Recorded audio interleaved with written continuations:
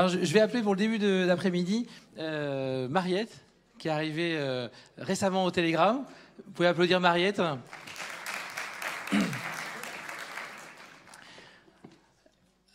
On peut s'asseoir si tu veux. Bonjour.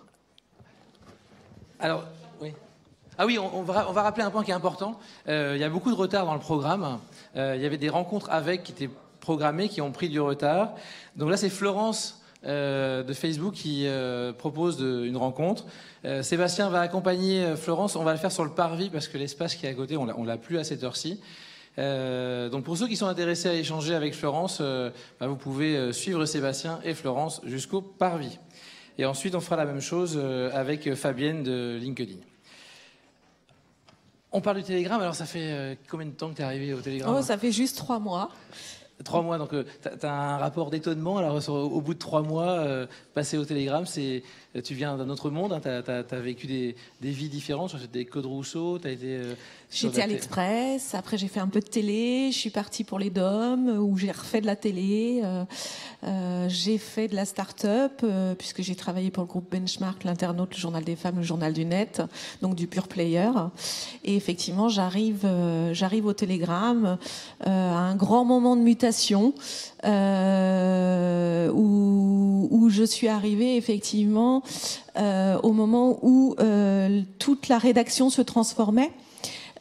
Puisque au Télégramme, depuis le mois de février, on a rénové tout un bâtiment pour faire une grande newsroom de 1600 mètres carrés, donc totalement décloisonnée, connectée, avec... alors, bien sûr, rénover des bâtiments, ça ne veut rien dire, puisque ça a été couplé effectivement avec un nouveau système éditorial dont le but était d'être web first, et mobile first même, et aussi on a formé nos 240 journalistes là en 3 mois sur effectivement écrire maintenant pour le mobile en premier.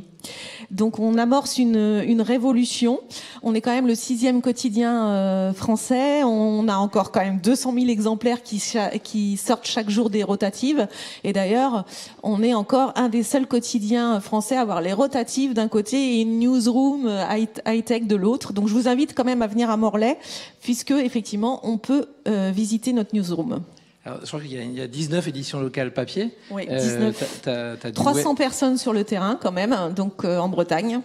Et ce que j'ai cru comprendre, c'est que la partie Internet de la consultation des articles commençait à prendre une place importante. Il y avait, en termes de fréquentation, je sais pas ce que... On a passé le cap des 8 millions de visites là sur le Télégramme.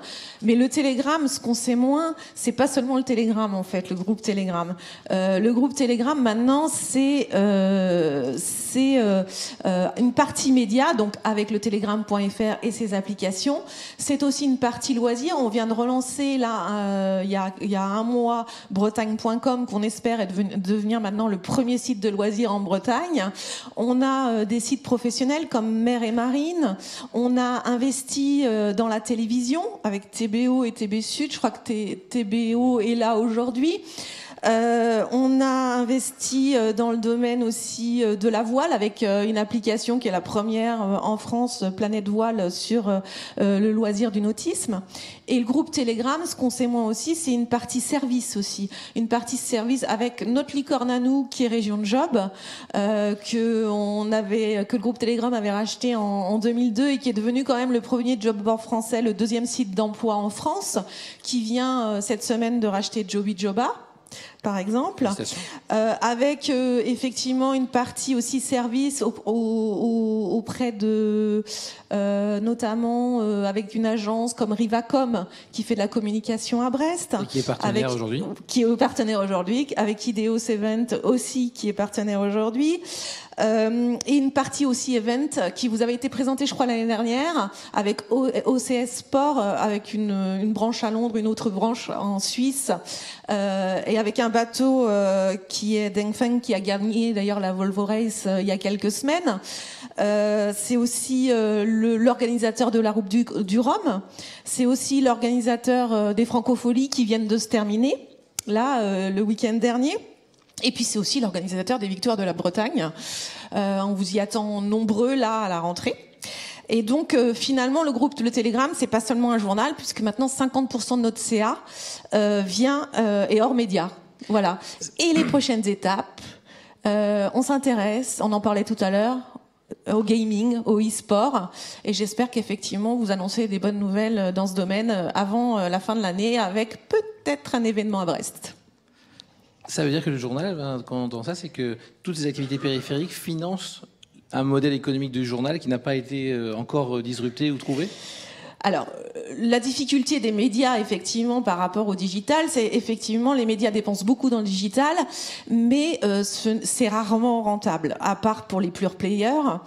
Et on a encore 200 000 lecteurs chaque jour, donc sur papier. Donc on essaye de les transformer sur le digital, mais en même temps, 95% des revenus du journal viennent encore de nos lecteurs papier.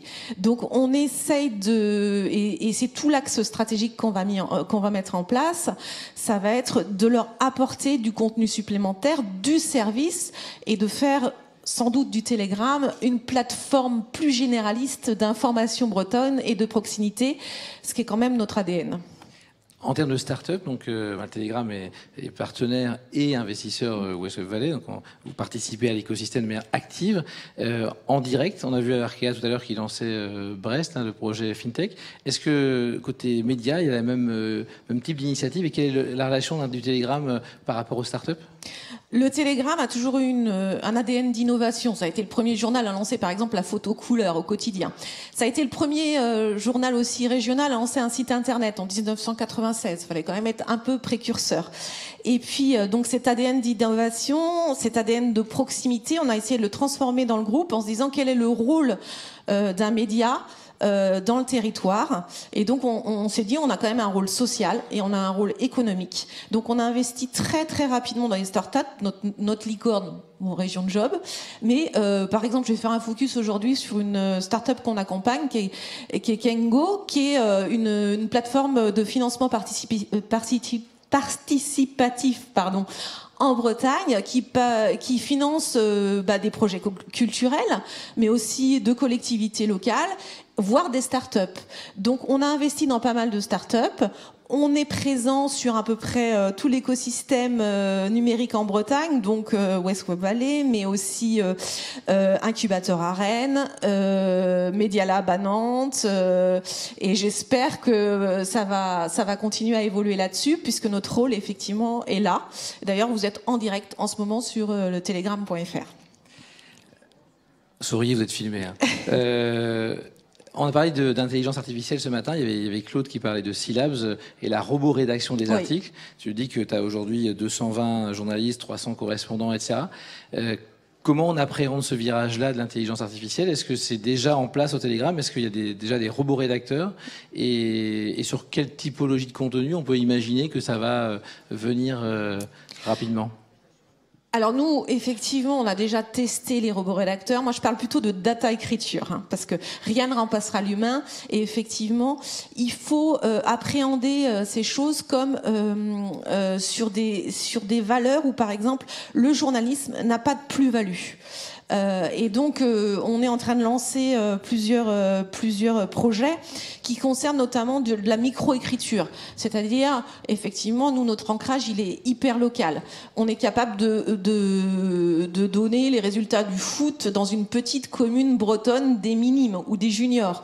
Donc, c'est là-dessus qu'on va lancer la data écriture, pouvoir, par exemple, produire le lundi matin un millier d'articles sur les résultats sportifs, ou pouvoir produire, puisqu'on a une forte aussi composante loisir, un millier d'articles sur les événements et l'agenda tous les jours en Bretagne et sur les services. Donc là où il n'y a pas de volonté d'analyse, de capacité effectivement d'écriture chez nous, et la data écriture deviendra effectivement un soutien, un support aux journalistes, mais ne leur enlèvera rien de leur analyse et de leur rôle.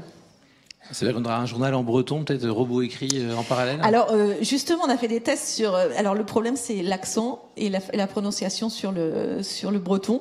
On attend encore que les robots fassent un petit peu d'effort là-dessus. On est en train d'effectivement de travailler sur le sonore aussi. Bon, le Telegram, par exemple, c'est déjà 400 vidéos qui sont produites par mois. Là, on se lance sur des skills sonores.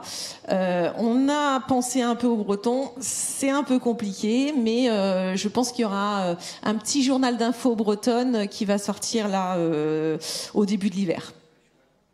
Très bien. Je vois qu'il n'y avait pas de questions, ça n'a pas démarré. Moi, j'aurais eu juste une dernière question. C'est le territoire, la zone de chalandise du Télégramme. Nous, on connaît bien le Télégramme de Brest, parce que on est ici. Avec le web, ça va jusqu'à la Bretagne. Est-ce que ça a pour vocation à aller plus loin? Est-ce qu'il y a une volonté nationale? Alors, n'oubliez pas que la plupart des informations que vous avez au niveau national, il y a des études qui le montrent, il y a plus de 40% en fait des informations qui sont publiées en France qui viennent des quotidiens régionaux et qui sont repris après au national. Donc effectivement, nous on a cette vocation de toujours rester ancré sur nos 4 départements. Mais on a déjà 40% de notre audience pour le télégramme.fr qui vient de l'extérieur. Je ne vous parle pas de Bretagne.com, de Bouger en Bretagne, de Planète Voile, qui ont une vocation à être voire françaises, voire plus. Et puis effectivement, sur nos sites d'événementiel, sur Région de Job, on a quand même effectivement une assise qui est plus que nationale. Merci Mariette. On peut l'applaudir.